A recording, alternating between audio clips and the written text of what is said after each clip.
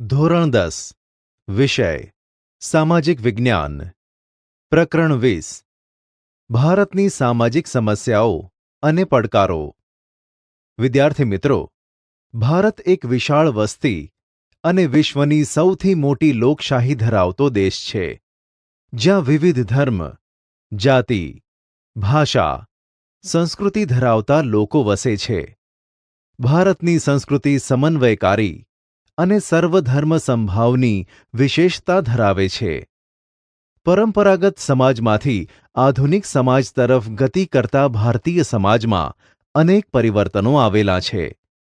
આ પરિવર્તનોની સાથે સમાજમાં કેટલીક સમસ્યાઓનો ઉદ્ભવ થયો, જેમાં સામાજિક, આર્થિક, રાજકીય, સાંસ્કૃતિક વગેરે ક્ષેત્રોની સમસ્યાઓનો સમાવેશ કરી શકાય. આ પ્રકરણમાં આપણે બે સામાજિક સમસ્યાઓ, એક સાંપ્રદાયિકતા અને બે જ્ઞાતિવાદની ચર્ચા કરીશું. દેશને સ્વતંત્રતા અપાવવા વિવિધ ધર્મ, જાતિ, ભાષા ધરાવતા લોકોએ સહિયારો પુરુષાર્થ કર્યો અને જેમના પ્રયત્નોના પરિણામે આપણને આ મહામૂલી સ્વતંત્રતા મળી.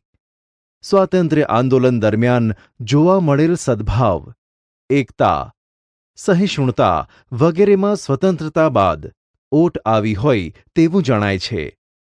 જાતિગત ઝઘડાઓ, સાંપ્રદાયિક ઘર્ષણ, પ્રાદેશિક હિંસા વગેરે જેવા દેશમાં શાંતિ અને વિકાસને અવરોધતા નકારાત્મક પરિબળો જોવા મળે છે, જે દેશ માટે સામાજિક સદ્ભાવ, બિનસાંપ્રદાયિકતા, લોકશાહી મૂલ્યો, રાષ્ટ્રીય એકતા સામે ગંભીર પડકારો ઊભા થાય છે.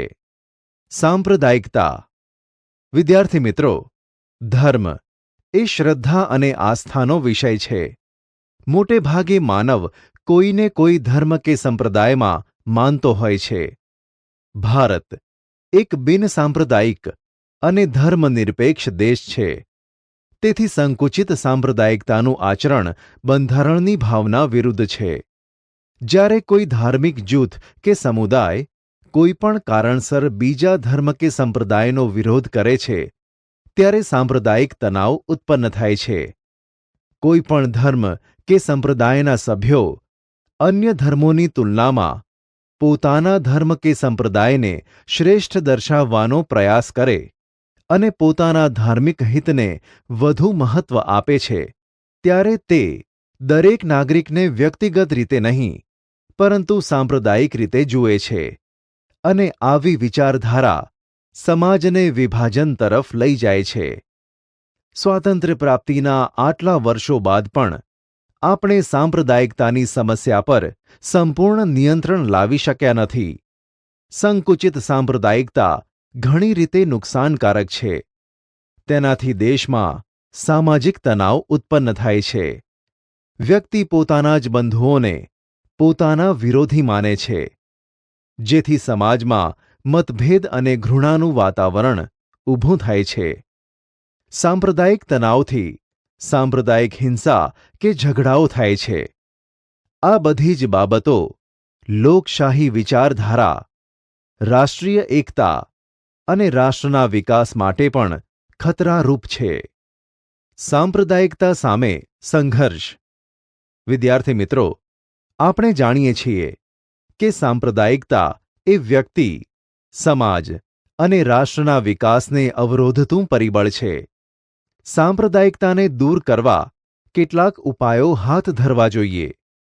સૌપ્રથમ નાગરિક અને સરકારે સાંપ્રદાયિક તત્વો સામે સખ્તાઈપૂર્વક સામનો કરવો પડશે અને તેને દૂર કરવા પ્રયત્ન કરવો પડશે.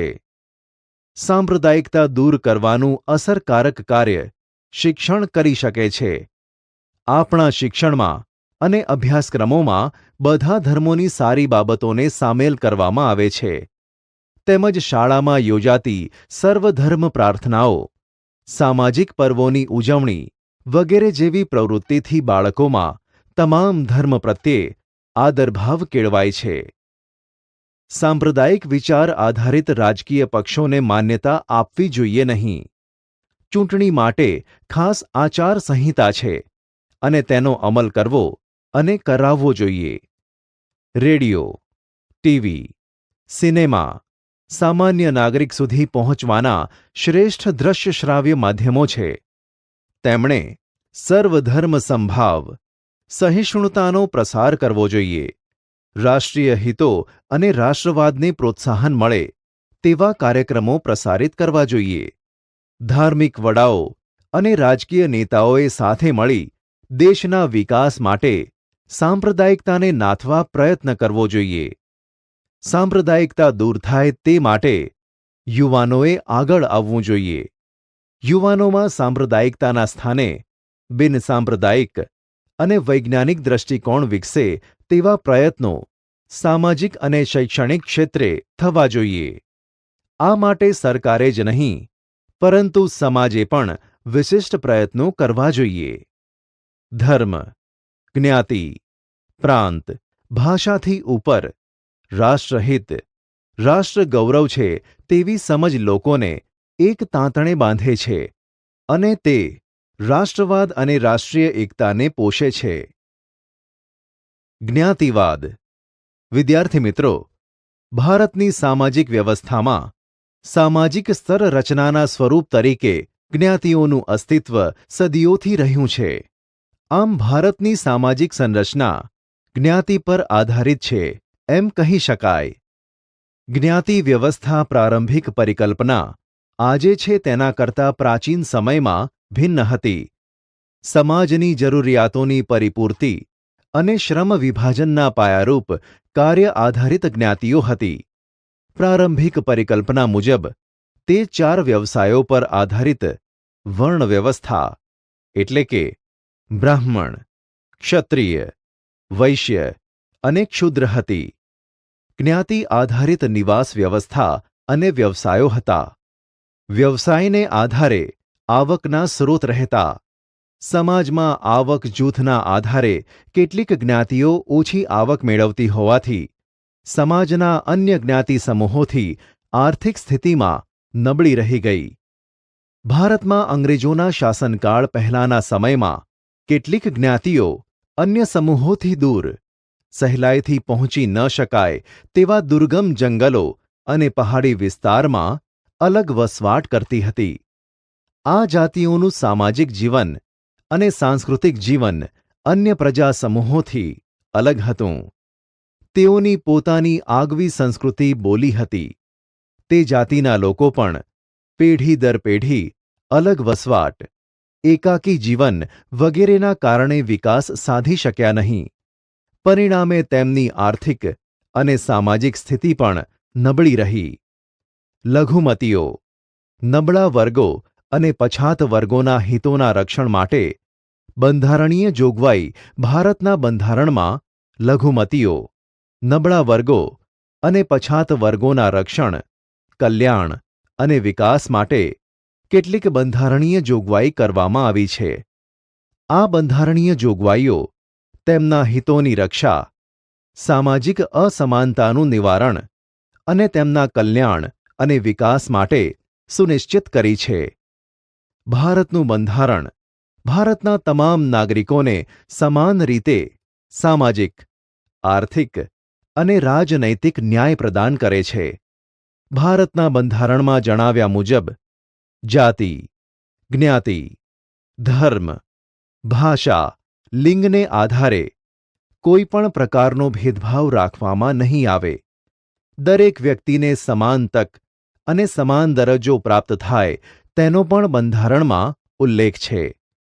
આ ઉપરાંત રાજ્યોને એવા પણ અધિકાર આપવામાં આવ્યા છે કે તેને કલ્યાણકારી રાજ્યનું દાયિત્વ નિભાવવા તથા નબળા અને પછાત વર્ગોની રક્ષા કરવા કેટલાક મૂળભૂત અધિકારો પર પણ બંધારણમાં રહીને યોગ્ય પ્રતિબંધ લગાવી શકે છે.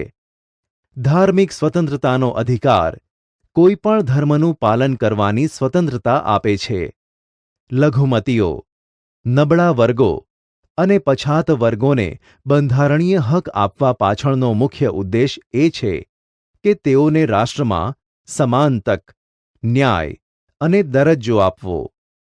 રાષ્ટ્રની પંચવર્ષીય યોજનાઓમાં પણ આ બધા વર્ગો માટે ખાસ ધ્યાન રાખવામાં આવ્યું છે. લઘુમતીઓ. વિદ્યાર્થી મિત્રો, ધર્મ કે ભાષાના આધારે કોઈ પણ પ્રદેશ કે પ્રદેશોમાં બહુમતીમાં ન હોય તેવા લોકસમૂહને લઘુમતી કહેવામાં આવે છે. ભારતના બંધારણમાં લઘુમતી માટે સ્પષ્ટ વ્યાખ્યા કરવામાં આવી નથી. દેશ કે પ્રદેશની વસ્તીમાં અડધા કે તેથી ઓછી સંખ્યા ધરાવતા લોકસમૂહને લઘુમતી કહી શકાય. વિદ્યાર્થી મિત્રો, લઘુમતીઓનો ખ્યાલ કોઈ પણ ધર્મ, ભાષા કે પ્રદેશ પૂરતો મર્યાદિત નથી. રાષ્ટ્રીય સ્તર પર લઘુમતીઓની જેમ જ રાજ્ય સ્તર પર સ્થાનિક અથવા પ્રાદેશિક લઘુમતીઓની નોંધ લેવી પડે. માટે જ રાષ્ટ્રીય સ્તર પર લઘુમતીઓની સંકલ્પના એ રાજ્ય સ્તરની સંકલ્પના કરતાં બિલકુલ ભિન્ન છે. એટલે કે જો કોઈ લોક સમુદાય કોઈ પ્રદેશ રાજ્યની કુલ વસ્તીના પ્રમાણમાં બહુમતીમાં હોય તો પણ રાષ્ટ્રીય રીતે લઘુમતીમાં હોઈ શકે, તથા તેનાથી અલગ જે તે રાજ્યમાં લઘુમતીમાં હોય તેવો વર્ગ રાષ્ટ્રીય સ્તરે બહુમતીમાં પણ હોઈ શકે. ભારતમાં લઘુમતીઓને બહુમતીઓની જેમ જ અધિકારો સમાન ધોરણે મળ્યા છે. લઘુમતીઓની સંસ્કૃતિ, ધર્મ, લિપિ તથા ભાષાઓના સંરક્ષણ અને પ્રોત્સાહન માટે બંધારણમાં કેટલીક વિશેષ જોગવાઈઓ કરવામાં આવી છે. જેમ કે લઘુમતીઓના હિતો અને તેમના કલ્યાણ અને વિકાસ માટે રાષ્ટ્રીય લઘુમતી પંચની રચના કરવામાં આવી છે. ધાર્મિક સ્વતંત્રતાનો અધિકાર લઘુમતીઓને વિશ્વાસ અપાવે છે કે તે પોતાના ધર્મના પ્રચાર, પ્રસાર અને પ્રોત્સાહન માટે પ્રયત્નો કરી શકે છે. કાયદો બળપૂર્વક ધર્માંતરણને માન્ય રાખતો નથી. સરકારી સહાય લેતી કોઈ પણ શિક્ષણ સંસ્થામાં ધાર્મિક શિક્ષણ આપી શકાતું નથી. તમામ ધાર્મિક સમુદાયોને તેમના ધર્મના વ્યવસ્થાપન અને ધાર્મિક કાર્યો માટે સંપત્તિ મેળવવાનો, તેની દેખરેખ રાખવાનો અધિકાર છે. સાંસ્કૃતિક અને શૈક્ષણિક અધિકાર દ્વારા લઘુમતીઓ પોતાની લિપિ અને સંસ્કૃતિઓનું રક્ષણ કરી શકે છે. સરકારી સહાય મેળવતી કોઈ પણ સંસ્થામાં ધર્મ, વંશ, જાતિ, વર્ણ કે ભાષાના આધારે કોઈપણને પ્રવેશ મેળવતા અટકાવી શકાશે નહીં. સમાજના તમામ વર્ગોને પોતાની પસંદગી પ્રમાણે ભાષા, લિપિ જાળવવાનો, વિકાસ કરવાનો અને તે માટે શૈક્ષણિક સંસ્થા સ્થાપવાનો અને ચલાવવાનો અધિકાર છે. ભારતીય લઘુમતીના બાળકોને પ્રાથમિક શિક્ષણ માતૃભાષામાં મળે તેવી સુવિધા રાજ્ય સરકાર આપે છે. અનુસૂચિત જાતિઓ અને અનુસૂચિત જનજાતિઓ. વિદ્યાર્થી મિત્રો, અનુસૂચિત જાતિઓ અને અનુસૂચિત જનજાતિઓની કોઈ વ્યાખ્યા ભારતના બંધારણમાં સ્પષ્ટ કરવામાં આવી નથી. સંબંધિત રાજ્યના રાજ્યપાલની સહાયથી રાષ્ટ્રપતિના આદેશ દ્વારા તેનો વિશેષ ઉલ્લેખ કરવામાં આવ્યો છે. જ્ઞાતિવાદના કારણે કેટલીક જ્ઞાતિઓનું શોષણ અટકાવવા, તેમની સામેના અન્યાયને દૂર કરવા, સમાનતા અને ભાતૃભાવથી તેમનામાં રહેલી સંકુચિતતા દૂર કરવા અને તેમનો સામાજિક, આર્થિક અને શૈક્ષણિક વિકાસ થાય તે હેતુથી ભારતના બંધારણમાં કેટલીક વિશિષ્ટ જોગવાઈ કરવામાં આવેલી છે. બંધારણની કલમ 341માં જણાવ્યા પ્રમાણેની અનુસૂચિમાં સમાવિષ્ટ જ્ઞાતિને અનુસૂચિત જાતિઓ તરીકે ઓળખવામાં આવે છે, જ્યારે બંધારણની કલમ 342 પ્રમાણેની અનુસૂચિ પ્રમાણે સમાવિષ્ટ જાતિઓને અનુસૂચિત જનજાતિઓ તરીકે ઓળખવામાં આવે છે. અનુસૂચિત જનજાતિઓમાં એવા લોકોનો સમાવેશ કરવામાં આવે છે કે જેઓ મોટે ભાગે જંગલ કે પહાડી વિસ્તારમાં રહે છે, વિશિષ્ટ ભૌગોલિક સ્થિતિમાં નિવાસ કરે છે અને બીજા કરતાં અલગ સામાજિક અને સાંસ્કૃતિક જીવન ધરાવે છે. સામાન્ય લોકો કરતાં આર્થિક અને શૈક્ષણિક રીતે પછાત છે. બંધારણીય જોગવાઈઓ. વિદ્યાર્થી મિત્રો, આપણા બંધારણમાં અનુસૂચિત જાતિઓ અને અનુસૂચિત જનજાતિઓના વિકાસ અને કલ્યાણ માટે કેટલીક ખાસ જોગવાઈઓ કરવામાં આવી છે, જે નીચે મુજબ છે. અ. સામાન્ય જોગવાઈઓ. 1. બંધારણીય આર્ટિકલ 15 પ્રમાણે બંધારણીય આર્ટિકલ 15 પ્રમાણે કેવળ ધર્મ, જાતિ, જ્ઞાતિ, જન્મસ્થાન કે તેમાંની કોઈપણ બાબતોને કારણે ભેદભાવ કરવા પર પ્રતિબંધ મૂકે છે. વધુમાં આ કલમ દ્વારા એવું પણ જણાવવામાં આવ્યું છે કે કોઈપણ નાગરિક આ બાબતો હેઠળ ક. દુકાન, જાહેર રેસ્ટોરાં, હોટલો, જાહેર મનોરંજન સ્થળોમાં પ્રવેશ મેળવવા અંગે, ખ. કૂવા, તળાવ, સ્નાન માટેના ઘાટ, રસ્તાઓ, સર્વાંગ અથવા અંશતઃ રાજ્ય તરફથી નિભાવાતા અથવા જાહેર જનતાના ઉપયોગ માટે અર્પણ કરાયેલા સ્થાનોના ઉપયોગ અંગે કોઈપણ નાગરિક પર કોઈપણ પ્રકારની ગેરલાયકાત, જવાબદારી, નિયંત્રણ અથવા શરતો લાદી શકશે નહીં. 2. આર્ટિકલ 29 પ્રમાણે ક. ભારતના પ્રદેશમાં અથવા તેના કોઈપણ ભાગમાં વસતા કોઈપણ નાગરિકો જો કોઈ વિશિષ્ટ ભાષા, લિપિ કે પોતાની કહી શકાય તેવી સંસ્કૃતિ ધરાવતા હશે તો તેને સાચવવાનો એમને અધિકાર રહેશે. અને ખ. કેવળ ધર્મ, જ્ઞાતિ, ભાષા કે તેમના કોઈપણના આધારે રાજ્ય તરફથી નિભાવાતી અથવા નાણાકીય સહાયથી ચાલતી શિક્ષણની કોઈપણ સંસ્થામાં કોઈપણ નાગરિકને પ્રવેશ મેળવતા અટકાવી શકાય નહીં. બ. ખાસ જોગવાઈ. 1. રાજનીતિના માર્ગદર્શક સિદ્ધાંતોની કલમ 46 અનુસાર રાજ્યની પ્રજાના પછાત વિભાગો અને ખાસ કરીને અનુસૂચિત જાતિ અને અનુસૂચિત જનજાતિઓના કેળવણી વિષયક અને આર્થિક લાભો જળવાય તે માટે રાજ્ય ખાસ કાળજી લેશે અને સામાજિક અન્યાય અને કોઈપણ પ્રકારના શોષણ સામે તેમનું રક્ષણ કરશે. 2. આર્ટિકલ 16(4) પ્રમાણે એટલે કે આર્ટિકલ 16ના મુદ્દા 4 પ્રમાણે રાજ્ય હસ્તકની નોકરીઓમાં અમુક વર્ગોનું પ્રતિનિધિત્વ જળવાયું નથી એમ રાજ્યને લાગે તો તેમના માટે જગ્યાઓ અથવા નિમણૂકો અનામત રાખવાની જોગવાઈ કરવાનો રાજ્યને અધિકાર રહેશે. 3.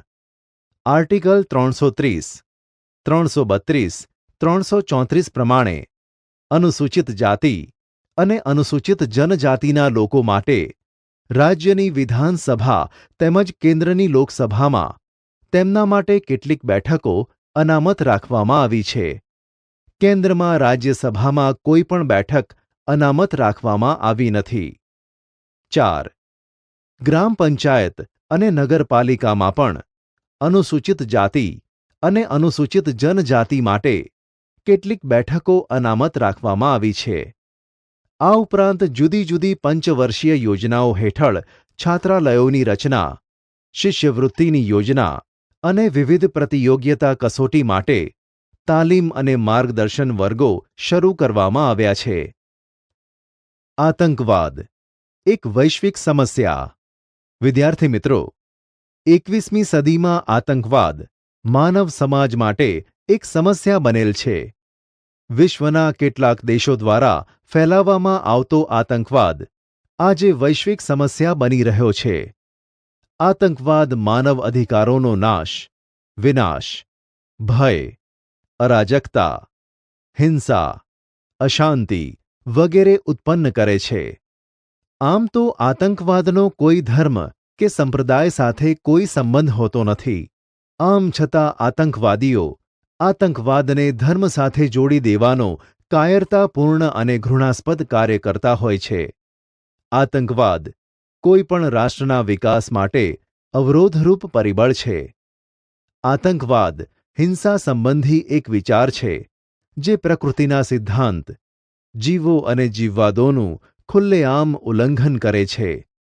કોઈ પણ કાર્ય કરવા પાછળનો ઉદ્દેશ્ય ગમે તેટલો શ્રેષ્ઠ કે પવિત્ર કેમ ન હોય, પરંતુ આતંકવાદ કોઈ પણ સ્વરૂપે અને કોઈ પણ સ્થાને યોગ્ય ગણી શકાય નહીં.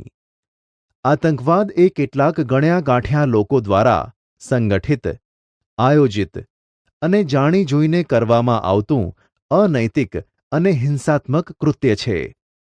આત્મઘાતી હુમલા કરવા, બોમ્બ ફેંકવા, હથિયારો સંતાડવા અને તેનો ઉપયોગ કરવો, અપહરણ કરવું, વિમાનો હાઇજેક કરવા, નાણાં પડાવવા, માદક દ્રવ્યોની હેરાફેરી કરવી વગેરે જેવી હિંસાત્મક પ્રવૃત્તિઓ આતંકવાદી કરતા હોય છે. ભારતમાં બળવાખોરી અને આતંકવાદ. વિદ્યાર્થી મિત્રો, આતંકવાદ અને બળવાખોરી પ્રવૃત્તિ વચ્ચે બહુ સૂક્ષ્મ અંતર છે. બળવાખોરી જે તે રાષ્ટ્રની સમસ્યા છે, જ્યારે આતંકવાદ તે એક વૈશ્વિક સમસ્યા છે. બળવાખોરી તે પોતાની સરકાર વિરુદ્ધ એક પ્રાદેશિક ફલક પર વિસ્તરેલી હોય છે, જ્યારે આતંકવાદ તે પોતાના અથવા અન્ય દેશની વિરુદ્ધ હોય છે. તે આંતરરાષ્ટ્રીય ફલક ધરાવે છે. બળવાખોરી તે સ્થાનિક લોકોના સહકારથી ચાલતી હોય છે, જ્યારે આતંકવાદ તેને સ્થાનિક લોકોનો સહકાર મળે પણ ખરો અને ન પણ મળી શકે. બળવાખોરી પ્રભાવિત રાજ્યો કે પ્રદેશોનો વિકાસ અટકી જાય છે, જ્યારે આતંકવાદ પ્રભાવિત રાષ્ટ્રોનો વિકાસ અટકી જાય છે. વિદ્યાર્થી મિત્રો, આમ જોઈએ તો બળવાખોરી સ્થાનિક અસંતોષમાંથી જન્મે છે અને આતંકવાદને આવવું કોઈ બંધન નથી. આજે ભારત આંતરિક બળવાખોરી અને આતંકવાદ સામે લડી રહ્યું છે. નક્સલવાદી આંદોલન. વિદ્યાર્થી મિત્રો, માઓ ત્સે તુંગના નેતૃત્વ નીચે ચીનની ક્રાંતિથી પ્રેરણા લઈ નક્સલવાદી આંદોલન ભારતમાં સૌપ્રથમ ઈસવીસન 1967માં પશ્ચિમ બંગાળમાં શરૂ થયો. આ ઉગ્રવાદી વિચારધારા પશ્ચિમ બંગાળાના નક્સલબારી વિસ્તારથી ઉદ્ભવી હોવાથી તેને નક્સલવાદ કહે છે. પશ્ચિમ બંગાળથી શરૂ થયેલા આ આંદોલન ઝારખંડ, બિહાર, આંધ્રપ્રદેશ, કેરળ, ઓડિશા, ત્રિપુરા, મધ્યપ્રદેશમાં પહાડી અને જંગલ વિસ્તારમાં વ્યાપ પામ્યું, જેમાં પીપલ્સ વોર ગ્રુપ અને માઓવાદી સામ્યવાદી કેન્દ્ર આ બે સંગઠનો મુખ્ય હતા. ઉત્તર પૂર્વમાં બળવાખોરી.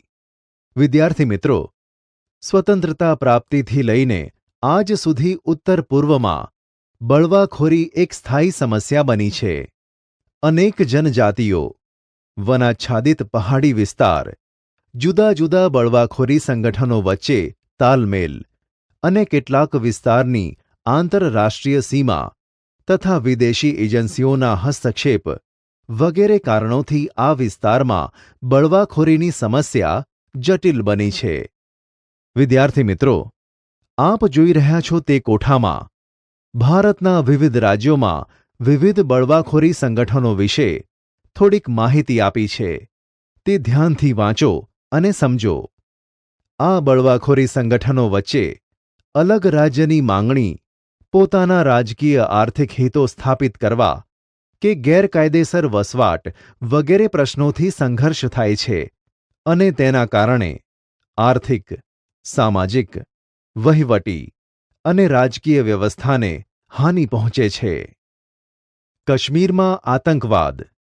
વિદ્યાર્થી મિત્રો, 15મી ઓગસ્ટ 1947ના રોજ ભારત સ્વતંત્ર થયું.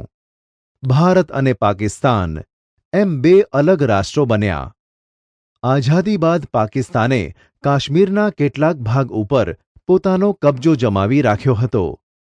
જમ્મુ કાશ્મીર ભારતનું અભિન્ન અંગ હોવા છતાં પાકિસ્તાન અવારનવાર તે મેળવવા પ્રયત્ન કરે છે અને આ માટે તેણે યુદ્ધ પણ કર્યા છે અને દરેક યુદ્ધમાં આપણા સૈનિકોએ પાકિસ્તાનને નાલેશીજનક પરાજય પણ આપેલ છે. ઈસવીસન 1988 પછી કાશ્મીરમાં આતંકવાદ વધી ગયો છે. અપહરણ, હત્યા, બોમ્બ વિસ્ફોટ વગેરે પ્રવૃત્તિ દ્વારા આતંકવાદીઓ ભય ફેલાવી પોતાનો સ્વાર્થ સાધવા માંગે છે અને તેના પરિણામે કાશ્મીરમાં અનેક પંડિત કુટુંબોએ ના છૂટકે વતન છોડીને સ્થળાંતર કરવું પડ્યું છે. આવા હજારો કુટુંબો શરણાર્થીઓ તરીકે કાશ્મીર બહાર જીવી રહ્યા છે. કાશ્મીરના આતંકવાદને સીમા પારથી સતત સહાય મળતી રહે છે. આતંકવાદીઓનો આશય ભારતમાં ભય અને અસ્થિરતા ઊભી કરવાનો છે. આતંકવાદી પ્રવૃત્તિઓને બંધ કરવા ભારત મક્કમતાપૂર્વક અને મજબૂત રીતે પ્રયત્નો કરી રહ્યું છે. ભારત માત્ર ભારતમાં થતા આતંકવાદનો વિરોધ કરે છે તેવું નથી. કોઈ પણ સ્થાને, કોઈ પણ રીતે અને કોઈ પણ સમયે થતા આતંકવાદનો વિરોધ કરે છે.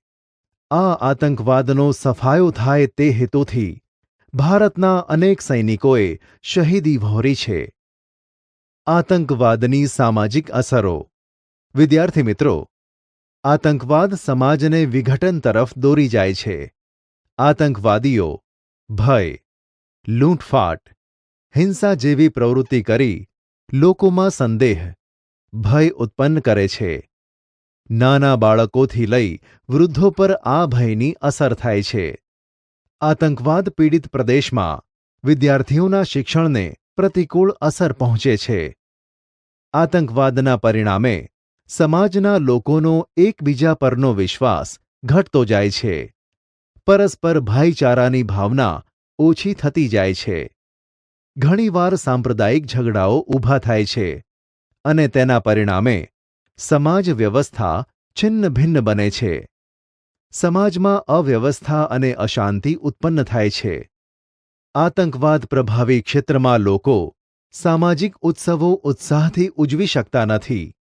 આને પરિણામે લોકોને જોડતા આંતરવ્યવહારો ખોરવાય છે. આતંકવાદની આર્થિક અસરો. વિદ્યાર્થી મિત્રો, આતંકવાદના પરિણામે વેપાર ઉદ્યોગના વિકાસ માટે પ્રોત્સાહક વાતાવરણ નિર્માણ પામતું નથી. જે તે પ્રદેશનો વેપાર ઉદ્યોગનો વિકાસ અટકી જાય છે. વેપાર ઉદ્યોગને માઠી અસર થતાં લોકોને અન્ય પ્રદેશમાં વેપાર રોજગાર કરવા સ્થળાંતર કરવું પડે છે. કેટલાક આતંકવાદી સંગઠનો મૂડીપતિ, ઉદ્યોગપતિ, કર્મચારીઓ, વેપારીઓ પાસેથી ભય બતાવી નાણાં પડાવે છે. આતંકવાદીઓ માદક દ્રવ્યોની હેરાફેરી અને કાળા નાણાં વગેરે જેવા અસામાજિક કાર્યો કરે છે. તેથી દેશમાં સામાજિક આર્થિક સમસ્યાઓ ઉત્પન્ન થાય છે. આતંકવાદીઓ રેલવે, રેડિયો સ્ટેશનો, રસ્તા, પુલ, સરકારી મિલકતો વગેરેને નુકસાન પહોંચાડે છે. તેથી આ મિલકતોના પુનઃસ્થાપન માટે કરોડો રૂપિયા ખર્ચવા પડે છે. સરકારને સલામતી અને સુરક્ષા માટે કરોડો રૂપિયા ખર્ચવા પડે છે. તેથી સમાજ ઉપયોગી વિકાસ કાર્યો ઓછા પ્રમાણમાં થાય છે. આતંકવાદના પરિણામે રાજ્યના અને રાષ્ટ્રના પરિવહન ઉદ્યોગ અને પર્યટન ઉદ્યોગને આર્થિક નુકસાન સહન કરવું પડે છે. આમ આતંકવાદ સામાજિક, આર્થિક રીતે નુકસાનકારક છે. તેથી આ સમસ્યાનું નિરાકરણ લાવવું આવશ્યક છે.